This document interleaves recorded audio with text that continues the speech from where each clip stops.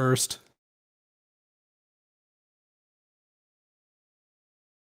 Oh, that means you gotta host it now. Hello, everybody. Welcome to. No, I'm not doing that. I mean, you're already halfway there.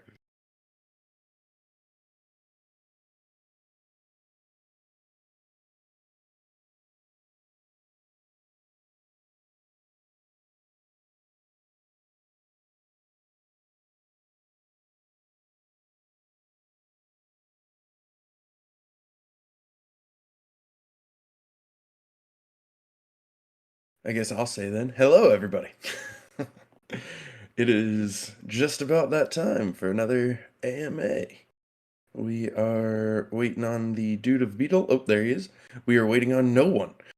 We will give it just a minute and give people time to fill back into the audience, and then we will get started.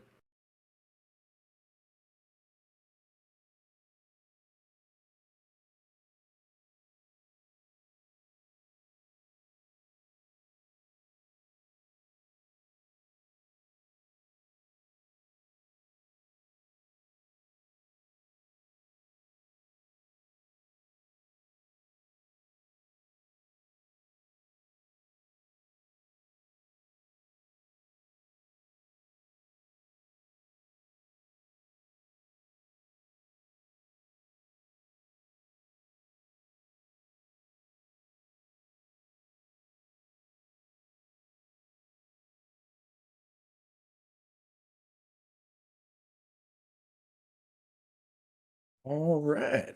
We will go ahead and get going. As I may have spoiled when I said we were waiting on no one else, we do not have Fox with us today. He is on an airplane at the moment, so he was unable to join. I do have a message from him, which I will pass on shortly. But first, we are going to go to Dreamer to get us kicked off. Cool. Hi, everybody. Let's see, my thing keeps popping up and saying to switch my microphone. Hopefully I don't get cut up, but if I do, please holler at me, boy. Yeah, so we are, what, 8 days after launch on Clayton. A lot's happened, both within the community, successful bridging, citing new heroes, new classes being revealed and found. So really proud for all of the I don't know, the realization of so much work that has gone into this event in the last 8 days. Last AMA, we kind of talked about it a bit, so I won't repeat a lot of that excitement, but I will just say that we are now in the information gathering stage. So really this move to Clayton was, we all know this, but it was in response to some hard to predict events that affected all of us and many others in the world. Um, you know, uh, Many other opportunities were considered. And when we looked at Clayton as one of the potential partnerships, we were really impressed by their eagerness to have us, their communication, their willingness to introduce us to others in the ecosystem, but also just kind of diversifying with partners because we have one of the strongest partners in the industry, Ava Labs, and they work with us so well, especially on DFK chain from a technical perspective. Looking at other chains in this market, it's really hard to identify incremental value add, and we are excited about that opportunity on Clayton, the ecosystem there. It is hard to gauge in a bear market, though. If we would have our own way, would we have expanded to like a third realm in this market if things did not happen with the realm that won't be mentioned, or the chain that won't be mentioned? Likely not. We're back to cross-chain gaming. We're back to our strong platform and foundation, and now we look forward to build the features to attract the users that may be paused, the users that are still here, and the users to come, whether it's for DeFi, NFTs, gamification, beautiful pixel art, or a really fun, innovative, blockchain-enabled, RPG-based game. So with that, we're happy that we are stable. We're happy that we have success in all the features that we've released so far, with more to come. We are looking at the data that's coming in and looking to do kind of an end of year recap as well. Because when we look back, we've really done a lot this year when, the bull market with everything that we did and, the reactionary measures, survivability, deflationary, new features, relaunched improved features, and our platform to continue on next year. So look for that maybe in the next AMA or so.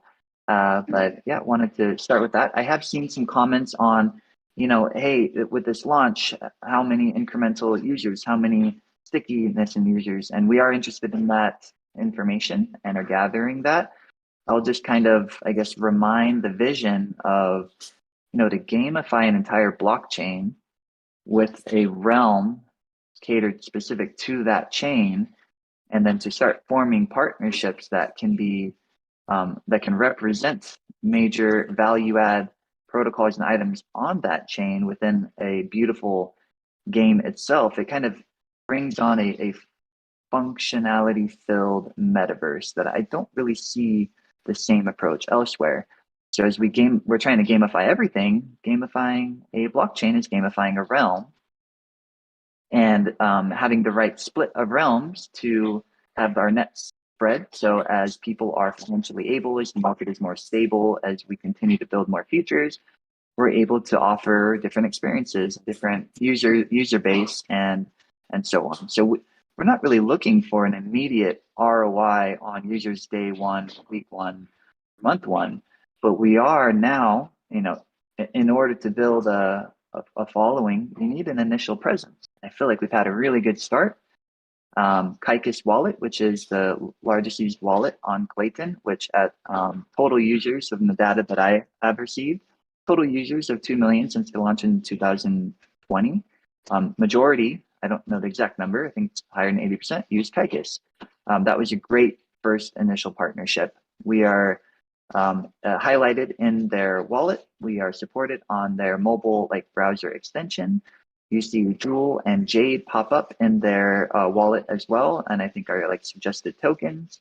So really, whether it's immediate or longer term, we are positioned very well to get some digital foot traffic there and for ease of entry. Now looking at other broadly used platforms, we have Clap, KLAP, is their lending service. There's a Chainlink support on Clayton, so that is one that's in scope.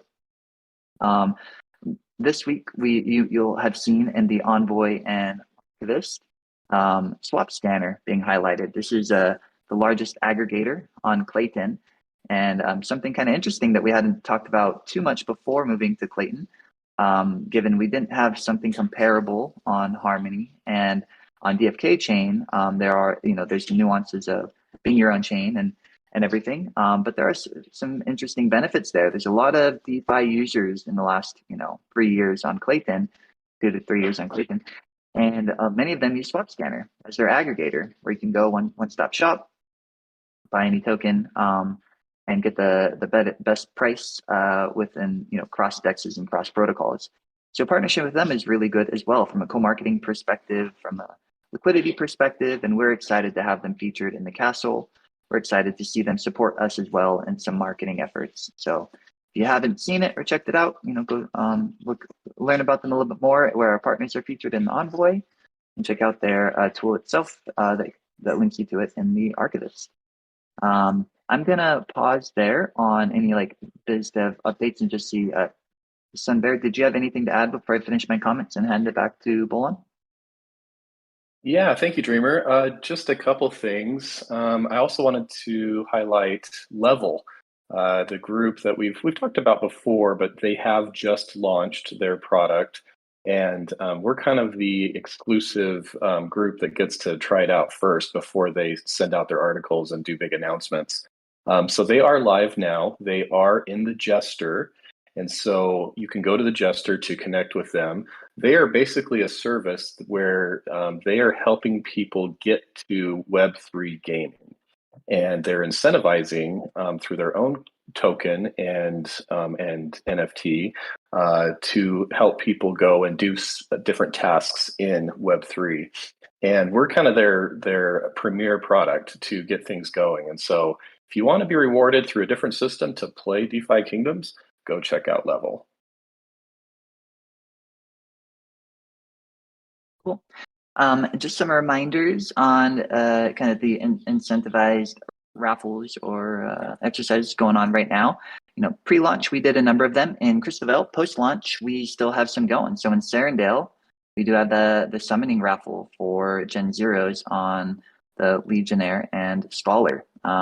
So I believe those numbers are the same. Somebody quickly interrupt me if I say anything wrong, but I believe there's 75 allocated to that. So that is essentially a ticket per summon. If you're interested on how the probability of winning works, I believe it heavily favors a single account summoning from it. So if you have like 10 accounts that do one summon, that's different from one account doing 10 summons. So if you're interested in summoning, if you like summoning, check out the dates and the announcements there. A similar raffle on the Jeweler, so C Jewel in Crystal Vale.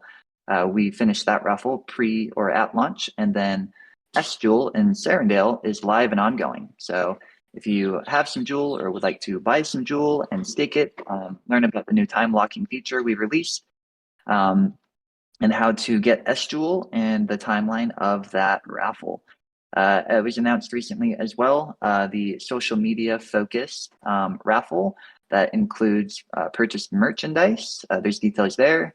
That is ongoing as well. We might have some more information on other raffles in this AMA and later today. So I will not spoil any of those announcements, but that is my recap of the last week since launch. I believe Bolon has a lengthy update from Fox that I didn't want to really cannibalize a lot of his thoughtful comments that he's going to drop in. Fox is so great as he's planning all of his personal things. He took some time out to write a really personalized message since he won't be able to be here on the AMA. So I don't know if that's popping in now or later, but I will pause and hand it back to you, Bolon. Appreciate it. Yes, I am actually going to be three people today, Bolon, Magnus, and Fox. So right now I'm going to be Fox for a moment. So he did send a lengthy message. I'm about to drop it in AMA voiceless chat right now, and I'll pin it as well. For those listening on YouTube, I apologize, but with YouTube's character limit, it would take me like 15 messages to send the whole thing. So I will not be able to do that. But just to give a very brief overview of his very thoughtful message, and then I'll let y'all read it for yourselves. Celebrating the success of the Serendale launch, and being able to combine features from Phase 2 into Phase 1, and just being able to launch so many features at one time. Giving a shout out to our amazing partners, Synapse, Laser Zero, Layer Zero. Laser Zero would be cool. Synapse, Layer Zero, Clayton, Ava Labs, and so many others who, make us be able to run smooth. 4 of the 5 splitting buckets are finished. The last remaining one is the locked crystal that is in the works. Celebrating the Season 2 launch of Duels with some of the new dynamics like rotating class bonuses to encourage multiple teams, as well as a completely new rewritten matchmaking engine. And talking about how he's going to be following that closely to see if there's any tweaks that need to be made prior to the launch on Serendale. The real-time rank rewards claiming system that goes with Duels. So now as soon as you hit a rank, you can automatically claim that reward, which is awesome. That's immediate gratification, which I'm all about. And then looking back at this year a little bit and all of the many things that have been accomplished by our team and our devs and things we've been able to do. So I am dropping that right now, and I am pinning it. And as I said, it is in AMA voiceless chat. So I'm actually just going to stop talking for about 30 seconds and give people time to take a look at it real quick.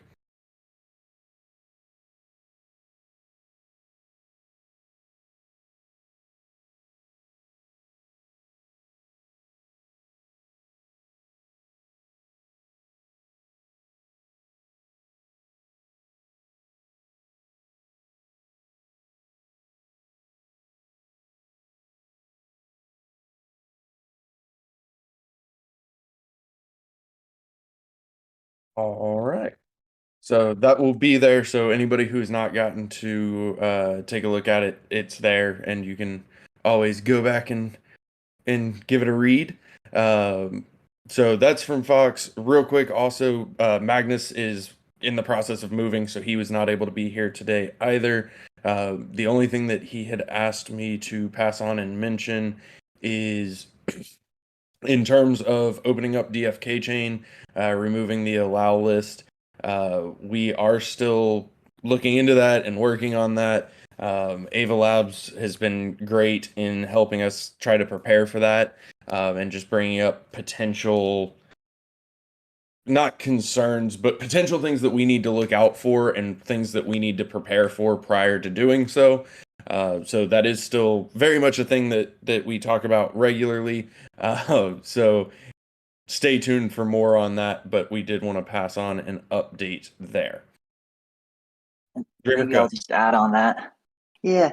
So I would hate for that to be interpreted as we're not working on it. It's actually a lot of discussions happening, and it shows the level of caution that we take as a team and a group, as well as the professionalism of Ava Labs. You know, they in their whole vision of the subnet, they want to make sure that it's value additive and it doesn't get either bogged down or affected by negative things. So as we were to open up, there's a lot of benefits to groups to build on DFK chain, and there are some downsides that we learn, lessons learned from other new chains that open up that might have low fees and other things. So this could be disruptive if done without caution, without thinking about it. So Magnus is working his butt off on talking with other really big brains to make sure that we do these things correctly. So we appreciate people's patience for any that are waiting for that to be removed. And for those that aren't, you can at least rest assured that it's a focus item that we don't want to end up causing negative backlash on the players and the users and the stability of the chain in the future. Yes, thank you much. That's a good addition and better worded than I would have done. So I appreciate it. All right. Let's do some updates from some folks. Sunbear, I know you gave some updates already. Did you have anything else you wanted to add? I'll go to you first. Yeah, just a couple little things. If you haven't spent some time in the castle, please do. Get to know our partners that we are working with. You're going to see a lot more people popping in there, a lot more partnerships in Crystal Vale and on the Clayton side. And as a reminder, the Jester are games that have been built around our NFTs or have some connection with us. There's a lot of conversations with other games right now happening, looking at ways to co-market and collaborate with in-game items. So I'm really excited about a lot of that. So you're going to see a lot more coming there. We're also going to see some more services like Level coming in that are really trying to help Web 2 users get into Web 3 gaming, or Web 2 gamers into Web 3 gaming. So some neat efforts there. If you're looking for those tools, you want to learn more about the game, strategy, things like that, or really any tool connected to the game, check out the Archivist. Again, getting continually new folks in there, and some additions coming that are exciting. And if you haven't checked out the Envoy, our newest edition there, it's basically our major partners, the way that we can feature them, and then you can kind of see who we're working closely with. And just as an update too, Mr. Zipper and I are working together to process applications for the artist, which will include, of course, any art related to DFK and our YouTubers, content creators, a bunch of people that came to Decentral to spend time with us there. So very exciting and hopefully just around the corner. That's all, Bolin. Thanks. Very much appreciated. Let's go with second best dad. Love it. Before Beetle Dude, I win again. Yeah, we got we got green eggs coming up pretty soon. Cinnamon Bun and I have started to pump those out after the Serendale 2.0 launch. I've shifted my focus over to that, which is really exciting. I also just wanted to drop a sample of what you might expect to see coming out of a green egg. I'm going to do that in the chat right now. It is a very fat bun, which is not the normal bun. This is specifically a fat one because it needed to happen. Other than and we've already got like 150 green eggs going. We really wanted to make sure that it was like as big of a release as the previous egg drops. Because. And then other than that, working with wisdom and getting all those animations and everything looking fun, and doing professional sound design. If you saw that on Twitter. That's about all we're doing. Yes, Bob Saget is the name of the rabbit. R.I.P. Yep. For anybody who hasn't seen it on Twitter, there's a great animation from our internal testing tool for PvP. It's an archer ability. It's very worth watching. So check that out. You can find it anywhere on Twitter. It's everywhere. Just open Twitter, you'll see it. Let's go to Sachet. Do you have any updates for us today? Maybe. Hello, everyone. First, I want to talk a bit about Duels Raffles and the prizes we're giving away. So, same as we did with the preseason, we are going to raffle away some Gen Zeros with Season 1 as well. Though we slightly increased the amount, I think from 8 or 9 to this time 6 Gen Zeros that will be given away. And we also moved away to award those Gen Zeros for guaranteed placing and have them raffles only. For this season, Season 2, we also plan to do a raffle, which will also include Gen Zeros. Though, as we did with the last season's raffle, we may adjust the amount depending on the feedback we're getting. While I'm at this, also a general disclaimer that this season's prices can be changed for the next season, so don't expect them to be the same. So we're gonna adjust them as needed. We also added some more item prices. I think we went from 50 to 200 now. So more duelists will have a chance to win an additional prize at the end of their season. Not to be confused with the rank up rewards. Those are fixed. You can already check them in-game with the Duel Master and see what prizes you will get for which rank. And if you saw the announcement earlier by Bolon, the raffle for the Season 1, DFK Duel Season 1, will be right after this AMA. So that's on the Duel rewards. And I also want to mention some things about our release schedule. So a long time ago, we announced that we will follow a 2-week release schedule. And with closing down 7-Day Harmony 7-Day, and migrating it over to Clayton, we are mostly able to keep the schedule. But now that we are moving our attention to releasing new stuff, we are planning to move away from a strict 2-week schedule and rather release things as they're ready instead of an arbitrarily set schedule. So for smaller items, this can be like every week in a row for 2 or 3 weeks. For larger items, it can be like 3 weeks or even 4 weeks. So just general information for everyone. This doesn't mean that things are getting released more slowly or faster. It just means that we're releasing them when they're ready, when we feel that we're comfortable with how they're looking.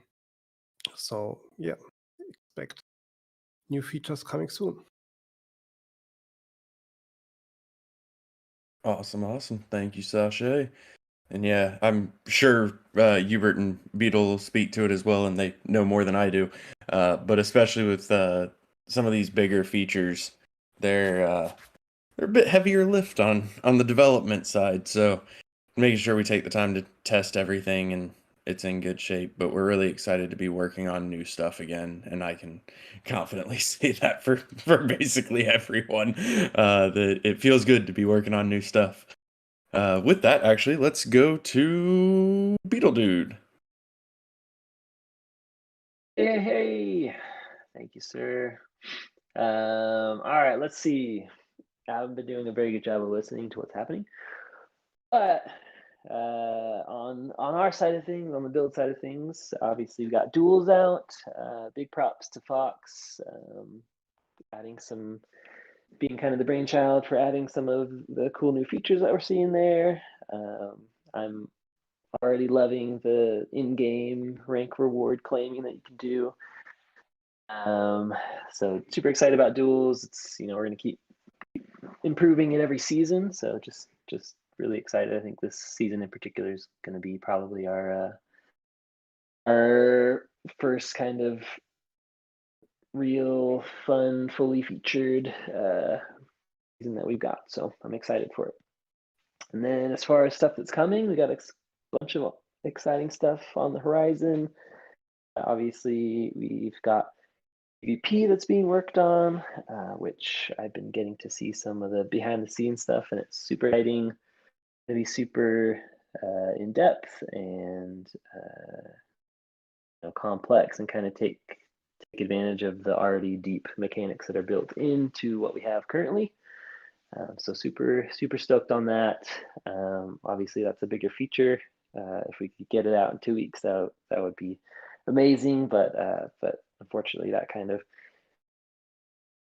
feature takes a little bit longer. But in the meantime, we're also working on some additional quality of life improvements on the front end, adding some additional new UI, looking at kind of, I think, inventory is one that we're looking at next. And then just kind of adding additional information on to the hero cards, just so people can see at a glance some of the interesting information that isn't always visible right away. And yeah, I just feel like there's just so much going on. I'm probably missing a ton of it, but I know, typical hard at work at things on his end as well. We are getting ready to hopefully start working on translations for the interface, which I think will be a huge draw for some of our international communities. And yeah, that's me. That's my rambling. But that's all I got for right now. Thanks, Bolon. Thank you. Happy to let you ramble more often, actually. So let's plan that. Perfect. Hubert. Hey guys, yeah, I got a few different updates. Right now we're still just pushing forward on getting the power-up system ready, and also the level 10 profession quests. You heard from Second Best Dad, the green eggs are getting close, so we may be able to squeeze that in, but no promises there. It may still just be the fishing and foraging that come out first, but it's going to kind of depend on how things line up. And it's always nice to have kind of in our development cycle, we do have a lot of time that's put into something before it goes to being implemented. A lot of time for development, a lot of time for the art, and it's always nice when things start to. You can see all the paths leading to a good nexus that's like right at the same time as other things that you can get it done at once. So we'll see if we can get there. I think if not, it'll be fairly close after for that one. The mining one will probably be a bit longer since the art effort on that has not gotten onto full steam at this point. And let's see. Also, I wanted to mention that we had an issue where on Clayton, heroes that had enough stamina to be able to do 6 attempts with fishing and foraging, if sent in like a 6-hero group, it could occasionally cause us to reach the time limit that Clayton imposes to do the 1-second finality. So some people did get stuck, and we limited attempts down to 5 last week to just prevent that from happening while we see if we could do more optimizations. Magnus did go in and find a few other places where we could do some pretty significant optimizations to how items are minted. And that is in the process of being implemented right now, and likely later today we'll be able to lift that limit on number of attempts for fishing and foraging. So can look out for that at some point. And then also I wanted to mention that with the splitting and what happened there, the jeweler in Harmony actually did receive locked jewel and had its own locked jewel balance. And up until this point, that has remained unclaimed by the jewelers in their respective locations on Crystal Vale and Sarandel and Clayton. And we are planning to implement a quarterly claim of whatever is available for those jewelers, and just do that until everything that is either vesting or locked has been claimed. So you so that does mean, next what our plan is to do that next week on Wednesday for both Crystal Vale and Sarandel Jewelers, and that does mean that there will be kind of a burst of rewards that happen once that occurs. So just so you guys are aware, those that if you have C Jewel and S Jewel, you can look forward to that, and if you don't, you might want to consider that just to get a little piece. But just so you're aware, that is going to be happening. And I feel like there's one other thing, but I can't think of it. So, Bolon, if there's anything that I should have said that I forgot, please let me know. It's a bold assumption to put that faith in me. I think that covered what I can remember. If not, I'm sure it'll come up. So we're gonna go with that strategy. All right. Well, let's move into some questions. Let's see. One question that we see pretty regularly, this will be for Dreamer, is updates on a centralized exchange listing.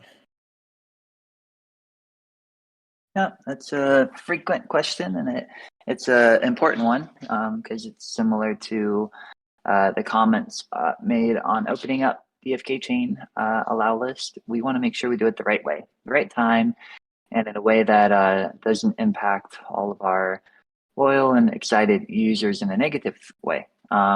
So our strategy has been to identify a good market maker, which we have, to set aside capital to work as liquidity, to work with that market maker. For any that are listening that doesn't really understand, what does it take to list on a major centralized exchange? And how does it work? Well, it's essentially taking like old school finance, traditional finance, and having physical inventory be used to make trades.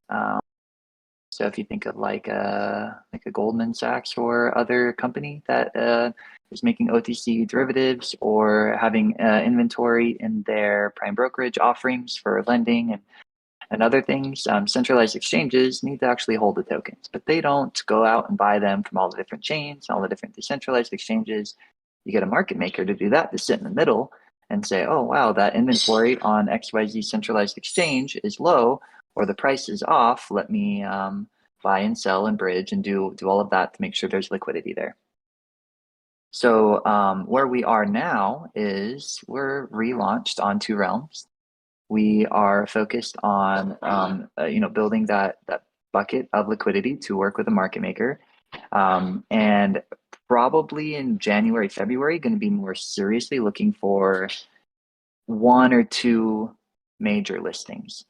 For recent current events, which we're all very aware of, and I won't recap names or anything, that was directly related to a centralized exchange and proof of funds, what will be proof of assets, proof of liabilities, how to see who's levered. Traditional banks have a ton of regulation that binds their abilities to do quote unquote like bad boy behavior. A lot of centralized exchanges, even major top ones, haven't historically, and some do. We would really like to get a healthy listing on like a top 5 centralized exchange. That may or may not take a bit during this market, because not only are we hesitant and careful and making sure we're taking good steps, I'm sure they are all as well. I will note that we've gotten interest in the past from pretty much every major centralized exchange out there that could be listed, all top 3, 5, 10. That doesn't mean that we're just a shoo-in and it'll be easy. We want to make sure that we're spending money in the right way, resources in the right way, But what we can say is not our focus is we are not going to go and try to get listed on 10, 20, 30 different exchanges. The reason being that the first topic of liquidity, we would have to really be putting up a lot of Duel to provide healthy liquidity on all these different exchanges. So it benefits all of us to have a top quality, well-regulated exchange, but it also benefits us to not stretch ourselves too thin. Usually you do have to start lower and kind of work your way up, but I think with the last year and a half, a lot of partnerships, relationships, and like credibility that we've gained should help us a bit there. So that's the update. The other thing I can note, I think I saw a question that was rephrased on our behalf on perpetual contracts, or sometimes referred to as perps, or if you're from like traditional finance, like futures, making it really easy to short sell tokens through centralized exchanges. Some of them have been just riding them. Once you list and get a market maker, you can trade, what is sometimes referred to as spot, where you're just buying the inventory, or you can engage in whatever derivatives are there. And the centralized exchange will essentially sell or short tokens in order to meet that like derivative-based demand, therefore causing a new type of like downward pressure. In all of our discussions, we've asked, are we able to opt out of perpetual contracts? Some say no, some say yes. We are focused on those that allow us to opt out.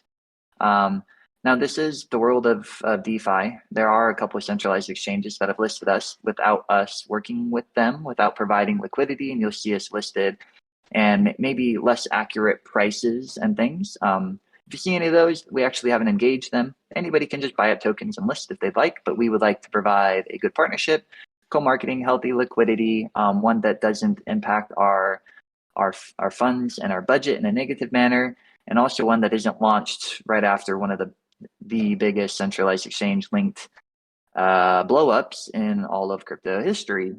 So I would say if any are expecting an update on centralized listings in the next week or month, that would be premature. If the events that occurred didn't occur, we might have been looking at an end of year progress.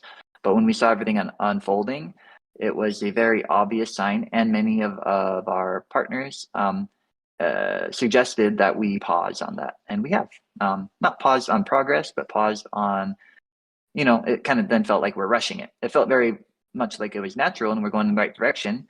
We get a good partner, we build liquidity, we launch on Clayton, and then we look to take Duel and list it on hopefully a top 5, and if not top 10 centralized exchange. Events occurred, took a step back, info gathering, making sure it's the right move. Is that did I miss any part of that question there, Bolon? Not that I could comprehend. No, I think you covered everything. Okay. Awesome. All right. Another topic that we have had come up, and actually this leads into something I wanted to throw a reminder out. So there's been 2 topics that we've seen come up. One of them I'm going to comment on real quick, and then I'm going to go to Beetle Dude to add to that one if he wants, and then also to comment on the second part.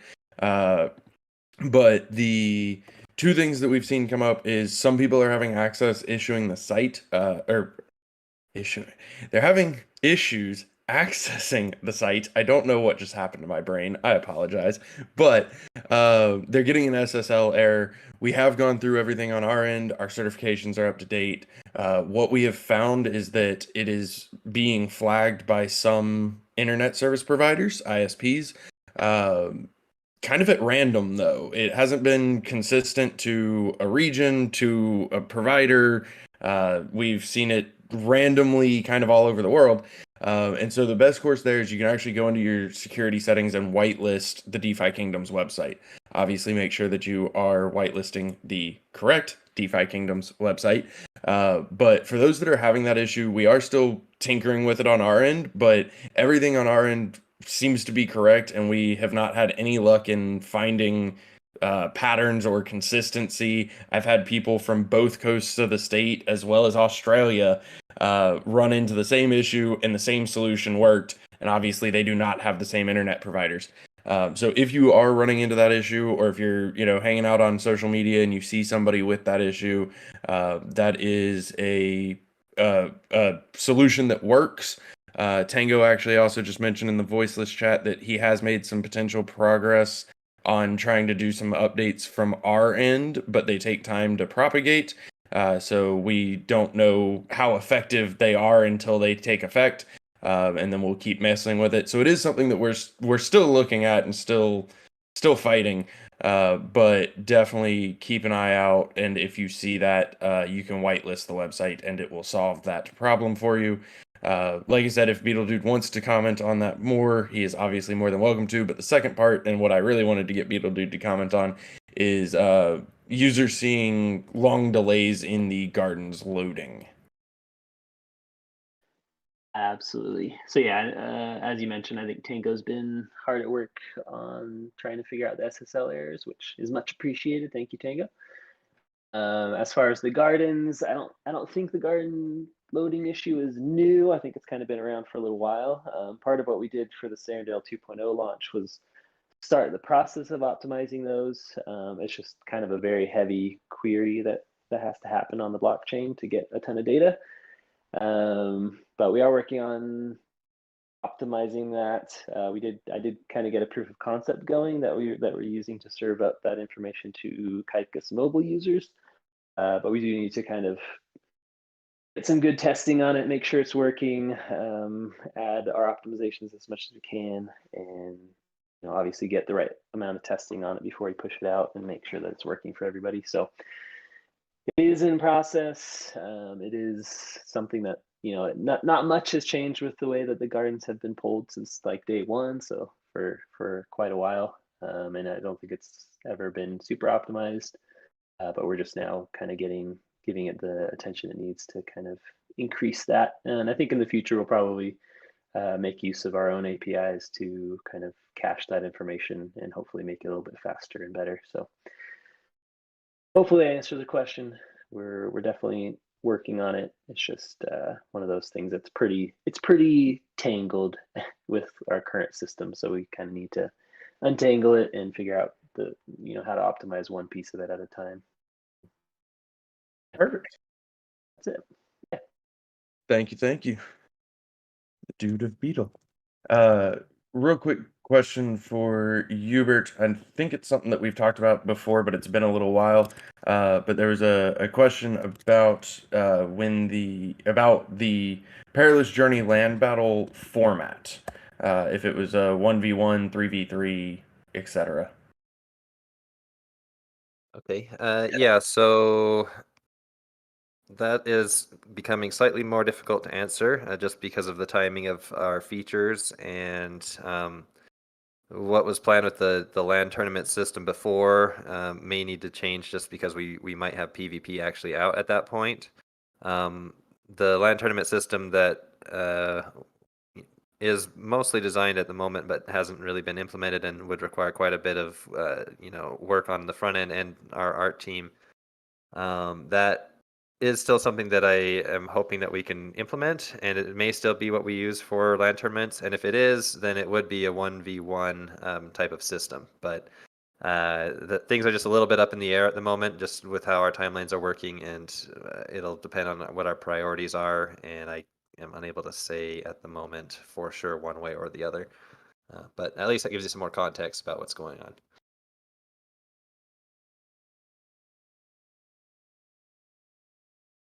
That was it for me.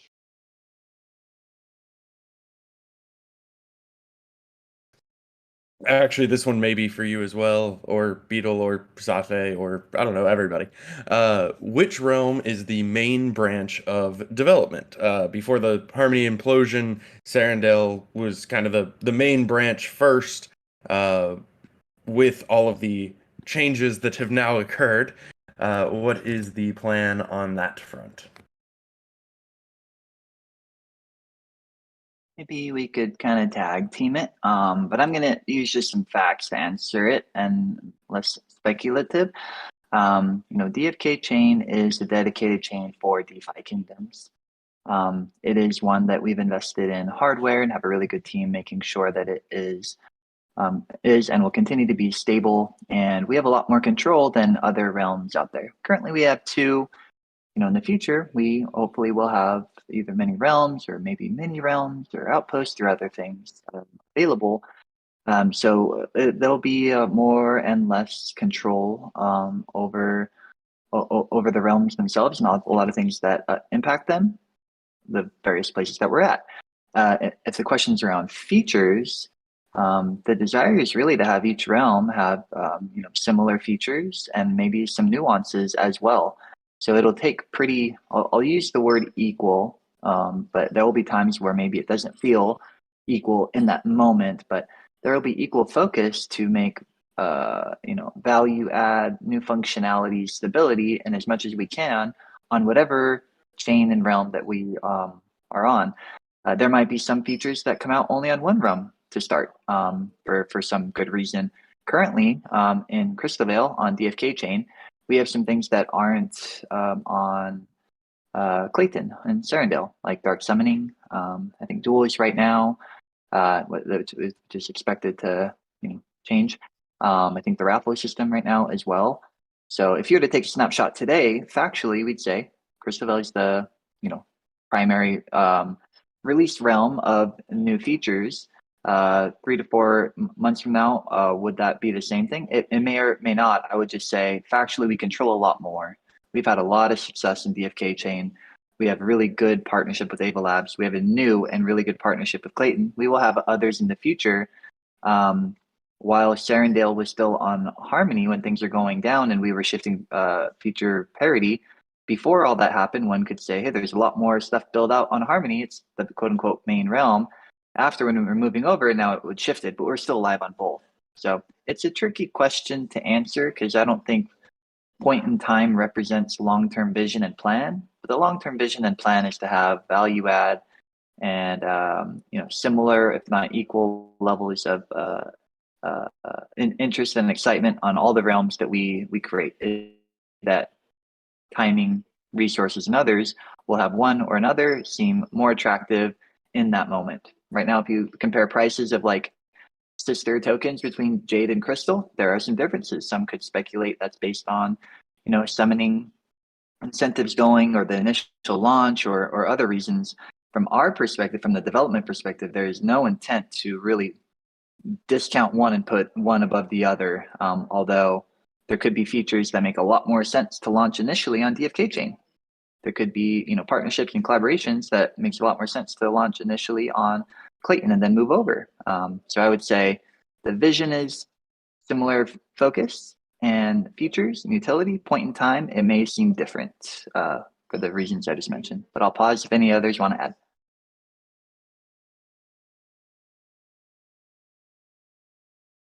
Well, from my perspective, I'll just say that pretty much on the front end, we build it out so it can work on either chain. So when we're building a new feature, we kind of keep that in mind, that we can support both. Dreamer, I know, spoke a lot more to the kind of probably the more complex issue as far as strategy. But as far as building it out, we can essentially have it functioning on both chains at the same time, which is nice. Not the same with contracts, obviously, but at least from our perspective, that's the kind of goal.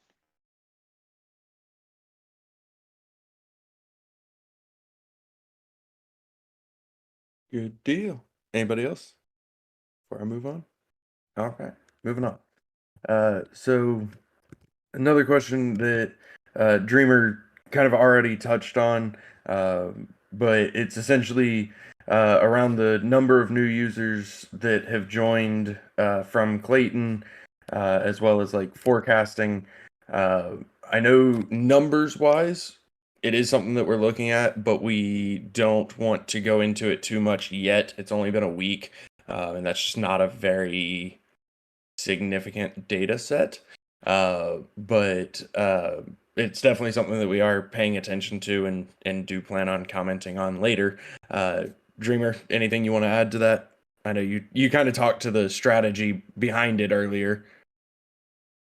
Yeah, maybe I'll just add on to it as well. And then for any that joined later or weren't listening, because it wasn't like a direct question, I'll recap a little bit. Yeah, so it's a little tricky. If we looked at Crystal Veil launch, in what you could say was the height of the previous bull market, I believe, and I apologize if I misquote, I'm just pulling from my brain. I believe based on DApp Radar at that point, we had like 60 to 80,000 average daily wallets leading up to that launch. And we're seeing like, I don't know, 20 to 30 million daily volume or something. When we successfully launched on Avalanche Subnet, DFK chain, I think we saw about 8 to 10,000 users incremental. Now, when we say users, it's a little tricky, like Web 2, or if you're looking from like a banking perspective, when people are all needing to KYC and prove their identity, it's really easy to track users. When you look at social media, for the most part, people don't have like multiple accounts. It's really easy to track like quote unquote new users. We're looking at like wallets. So one person could have a different wallet. Maybe they want a wallet dedicated to a different chain or for a different purpose. So it's really hard if you go heavy on those analytics and like, look at all these new users or this and that, because it's not the same apples to apples comparison.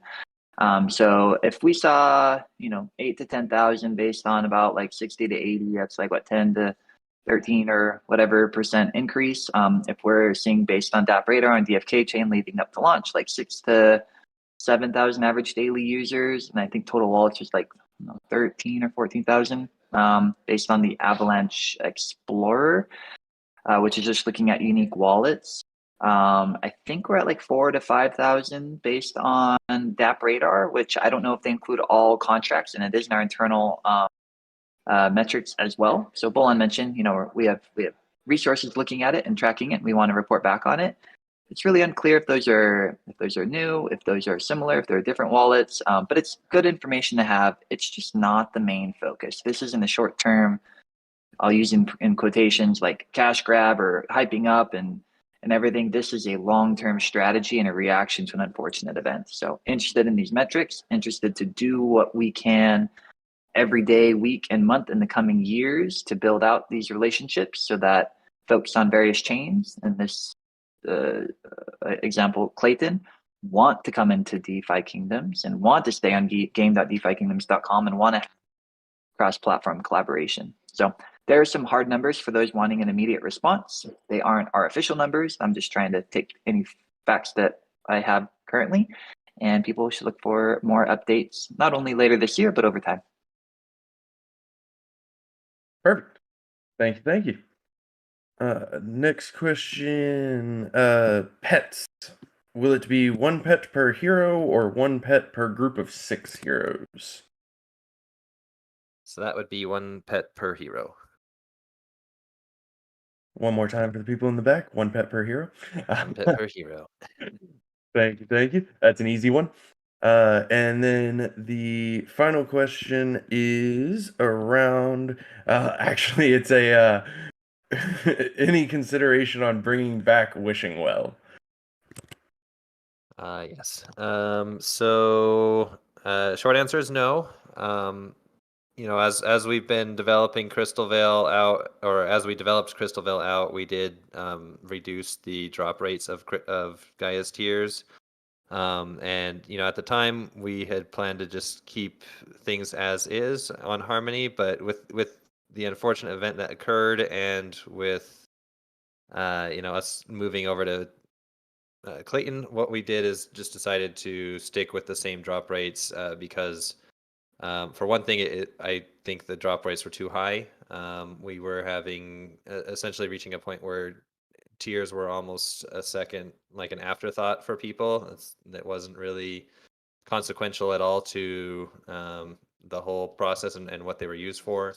So this was an adjustment to that to make sure that they do serve a purpose, and that purpose is to make sure that when new things are being generated, new heroes, new pets, and whatnot, it comes from the effort that heroes are putting into the system through questing.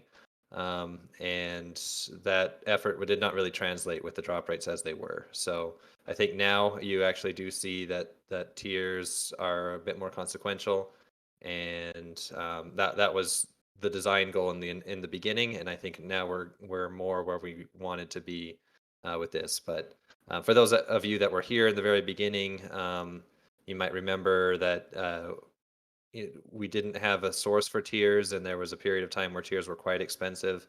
And I think we overreacted to that and made the tier drop rate a bit too high as an overcorrection. So this is kind of where I think we needed to be in the beginning, but at the beginning we also needed a bunch more tiers just to kind of bring it down to what we expected. So I think you can just continue to expect it to be at rates like this. Though I will note though that one of the pet bonuses is to increase the tier drop rate, so you can look forward to that.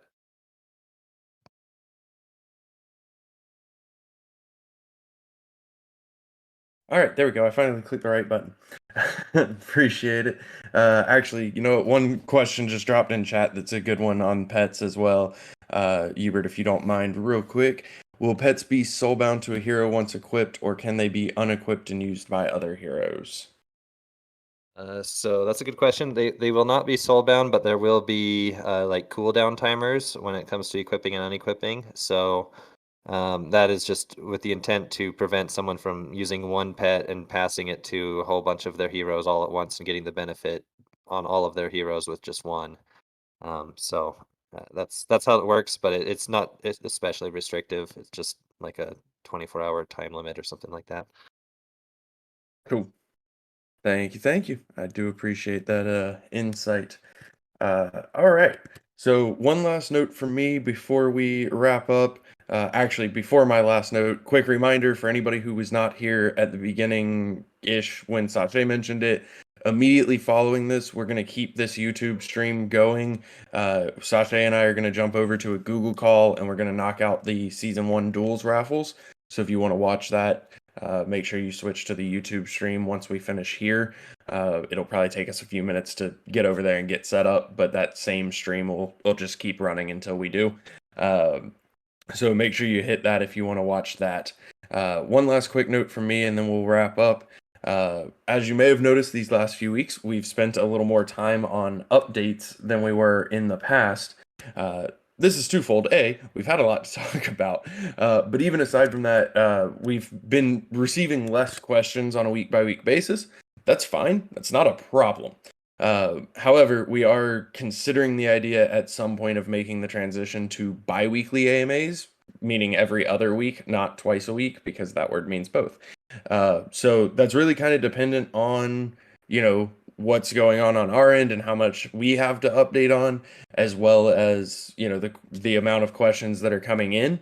So just something to keep in mind that we may look to make that shift to every other week for our AMAs, assuming that things continue running smoothly and we don't have as much to talk about as we have over these last several months where there's just been a nonstop stream of things happening. So just wanted to throw that out there that it's an option. I'm not saying it's definitely happening. We're considering it and evaluating. So something to keep in mind for the coming weeks moving forward. Also, holidays are coming up. I don't think we have anything that actually conflicts with an AMA. Yeah, we should be good. But if not, we'll let you know if we reschedule one to a different day or anything like that as well. So with that, final thoughts from anybody else, and then we'll go to Dreamer to close it down, close it out, finish the AMA, whatever the acceptable term is. I'll just remind people that we have some amazing bloater plushies that are ready to be a part of your holiday season. So check out the merch store. Bloaters are ready to go. Yes. Got to get your punchable bloaters. Anybody else? Last call. All right, Dreamer. Cool. 1 minute. I'll keep it short because you guys got to hop over to the stream, and we've talked through a lot today.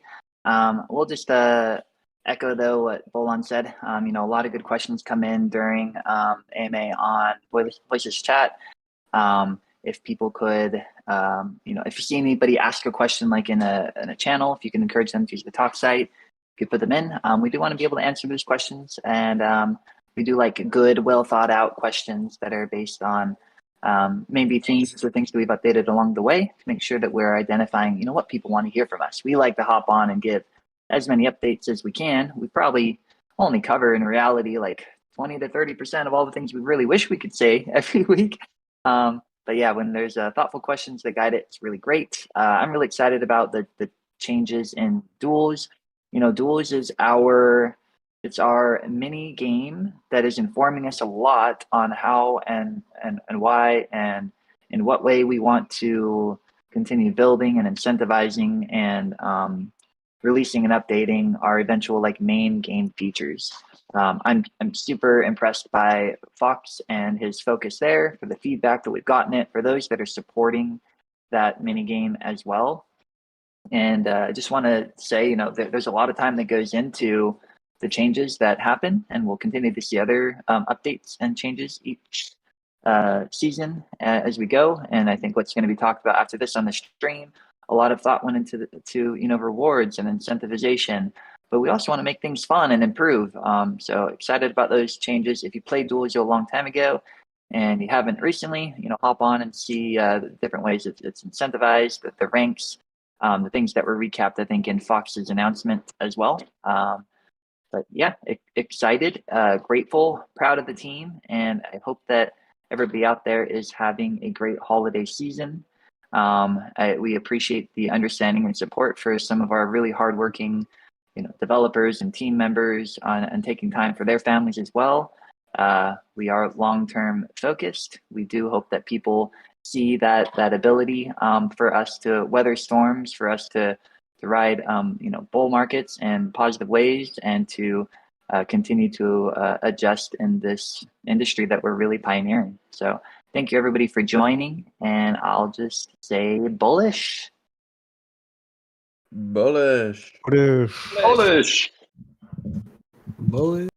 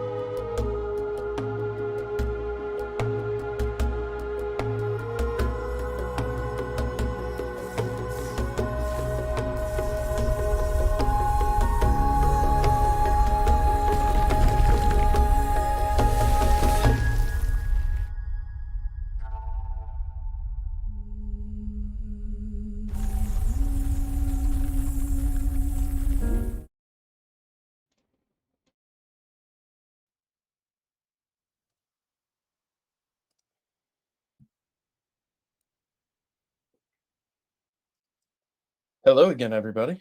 I know you missed. Hello. So, welcome everyone to the season 1 raffle. I'm just gonna post the spreadsheet into the YouTube chat for everyone to check out because I did some additional tabs. So I separated all the separate raffles with each having the raffle amount tickets, which we're going to use. So we're gonna start with the war raffle, which has 3 Gen Zeros. And then we're gonna do the squad, the solo, and then the item raffle. As mentioned in the spreadsheet, the Gen Zero winners will be excluded from the other raffles to ensure that the same wallet can only win 1 Gen Zero. We're going to use our usual picker tool. I'll refresh it once. I'm also going to post this in the YouTube chat for everyone to check out. It's the same one we've been using the last time. So I will stage all the entrants here, shuffle a bit, and then we can draw the winner. For the staging, we have to convert the participant list into a JSON file, which we're using with this tool here. It's a generic CSV to JSON generator. And with that, did I mention everything, Bolon? I think we can get started. Yeah, we can go ahead and get started. And as Sasha was saying, we have the different tabs for each different raffle. And so what you'll see is once we finish the war raffle, then in the following tabs, we're going to delete those winners out. Then we'll do the squad raffle. We'll delete those winners out. We'll do the solo raffle, delete that winner out, and then continue. Well, after that, it's just the item raffle. So let's zoom a bit. I think this should be readable. So yeah, we stage for the war raffle, we have 1,051 entrants with a total of about 400,000 tickets. So we're gonna shuffle it a bit. Just pick a random number, I guess. 7. 1, 2, 3, 4, 5, 6, 7. And with that, we can draw our first winner for a Gen Zero. And that's our winner. Let's make it quick. Do the next one too, and the third one. So, interesting, it start with the same number. I'm gonna copy them over into a winner list, which you can all check out. The spreadsheet has been posted. Where was it? I think 2 days ago or something. Last night. The announcement. On last night, actually. Yeah. So what I'm gonna do now, I'm gonna check if they also have a squad raffle entry, and they do. So I'm gonna delete this row and do the same with the other 2 winners.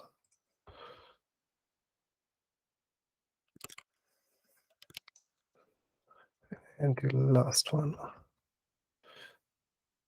So those 3 winners are now removed from this raffle. I'm gonna refresh this page. I'm gonna refresh this page. And gonna stage the entrance for the squad raffle, which will be 2 Gen Zeros.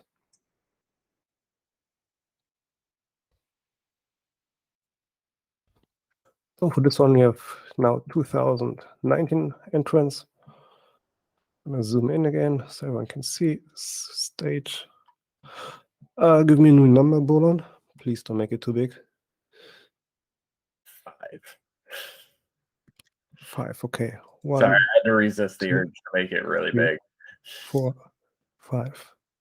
Is the screen too big? No, the number. I had to resist the Ah. urge to just shout out a really stupid number. Okay, for this one we have 2. So 1 and 2. So those are going to be put over into the winner's sheet. And same as before, we're gonna remove all 3 now. All 5 now for the solo raffle, which will be 1 single Gen Zero. So this is gone.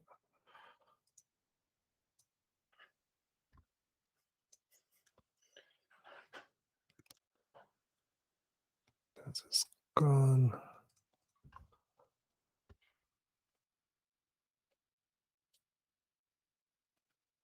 Those are the 3 war ones. Now the squad ones. Oh, this one actually didn't have any solo entries. And this one had 1 entry. Oh yeah, I forgot to mention actually in the beginning. So everyone that participated in at least one duel received a raffle ticket for the category, no matter if they had 0 points in the end or 1,000. That's a good point. I forgot about that. The same way we did it last time. So your first duel gets you a ticket, basically.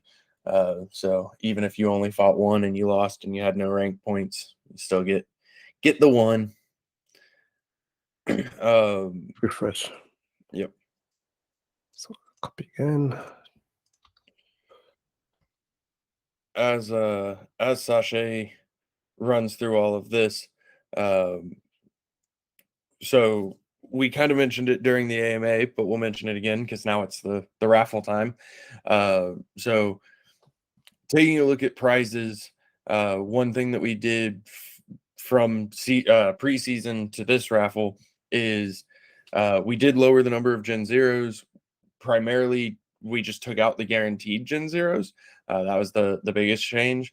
And then we also kind of redistributed the prizes so that we had more prizes. So the goal was to have more people get rewarded, even if it was a slightly smaller reward, rather than give really, really big rewards to less people. And that's based on feedback that we had received. And so, the same thing kind of goes for if there's a raffle, there will be a raffle for season 2. We'll just confirm because there's going to be Gen Zeros in it. We can also confirm that. We are not confirming quantity or what else will be in the raffle or anything else about the raffle. But yes, there will be a shot at Gen Zeros in the season 2 raffle. But same kind of thing where much like Duels itself, the raffles are kind of ever evolving. We want to get to the point where, if you're dueling, you should really be dueling for, hopefully fun, but also for tickets to the Raffle Master and rank rewards. This raffle is a kind of for fun add-on that should not be like the main motivation of dueling. Very good points, Bolon. Thank you. While you think of a number, I just want to reply to Zabu's question on YouTube. So for every final score point you have at the end of the season, you will get 1 raffle ticket. So 8. 1, 2, 3, 4, 5, 6, 7, 8. And for the solo one, we have 1 solo winner. And the winner is this lucky person. So as before, into the winner sheet. And for the item 1, we're also going to remove all 6 Gen 0 winners. So congratulations for those winners. Yeah, congrats. It's 6 more Gen Zeros out there. So for the item 1, we combined all the scores the wallet had for the solo squad and the war. So you're going to see higher numbers of entries here, and similar to the one before, everyone that fought at least one duel will get an additional ticket. Let's do one here. If you fight at least one duel, you get 1 ticket and a participation trophy. Yeah, true. And it's not the purpose of this stream, and I know we've already talked about it a decent amount, but I am really excited for the new rank system for this season of Duels. A lot of thought went into that, and wanting to make it easier to at least hit a couple ranks so that it feels more rewarding early. So I'm really excited for that. We spent a lot of time going over that and trying to nail it down. And I'm really interested to see how it plays out. Yep, definitely. I know you're really happy about the automated rank rewards. Yeah, sending those out manually took some time. So those are all our entries. Nice. For the last time, I need a number, Bolon. Yep, we're gonna see if I just butcher this beyond recognition. Zwolf. What? Right, yes. 12. 12. Okay. 1, How do you say it? 2, 3, 4, 5, 6, 7, 8, 9, 10, 11, 12. Oh yeah, no, I was way off. That's what happens when you just randomly Google translate the number real quick. Don't they have like a talk function where they just speak it to you? Probably, but I didn't want it to like echo through my mic. Yeah, I didn't even think about it, to be honest. I'm not even gonna pretend I did. I forgot it was there. All right, So- for this one, we're gonna have a total of 200 prizes. We're Yep. gonna start with the more valuable ones, like the greater stones, then the greater crystals, and so on, until we finish with our egg packs or single eggs. Yep. And for anybody who hasn't scrolled this list, there are some of each greater stone, some of each greater crystal. There's some stamina potions. There's some eggs. But like I was kind of saying earlier, one of the changes is instead of doing packs, we actually broke the packs out so that we would have more winners without grossly inflating the market on items. So that's the other side of this. When we talk about the rank rewards and the raffles and all of that, we have to be balanced in what we put out into the ecosystem, because that ultimately does impact the ecosystem.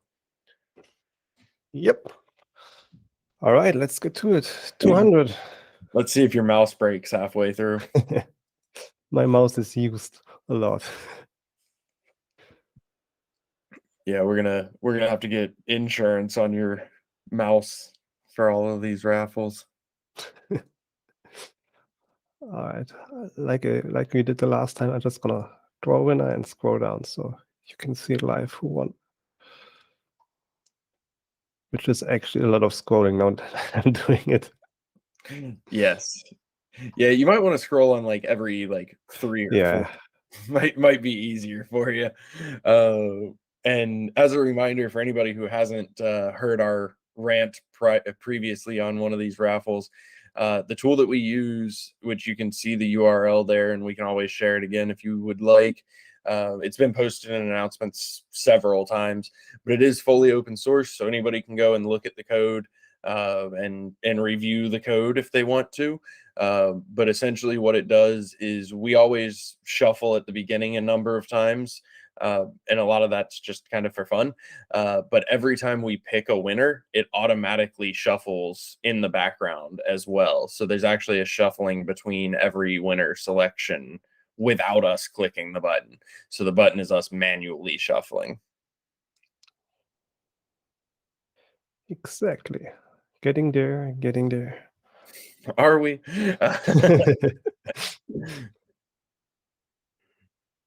I think this might be the single largest draw that we've ever done. I think so, yeah. I think the largest was like 150 Gen Zeros. Yeah, I think so. I feel like there might have been one where it was like 120 or something like that. One that I did with Fox, but I don't remember. It might have been the preseason raffle. But definitely I don't think we've done 200 winners in a single draw yet, so it's exciting. Can't wait until we do more. Until like auto clicker tools. Right. The inevitable knowledge that at some point we will break this new record. 3, 2, 1, and the last one. So those are the 200 item winners. Copy them and paste them over here for everyone to check out. There you Does that go. match? Yeah, perfect. And so wherever your address is, the prize to the left in column A is what you receive. Your wallet will be in column B. Yep. Awesome. So, last question probably is, when are users getting their prices? No. I can probably do the item prices today. Even still, those should be done pretty quickly. And the Gen Zeros should arrive in the next few days. Yeah, and it shouldn't be too long for any of it. Give us a couple days, get it sorted, and you'll have them. Yep. And that's it. Congratulations to all the winners. I hope you're happy with your new hero, with the item you received. Yep. And That's see you for the next season. Congratulations to 206 of you. Thanks for tuning in. We'll see you later. Bye bye.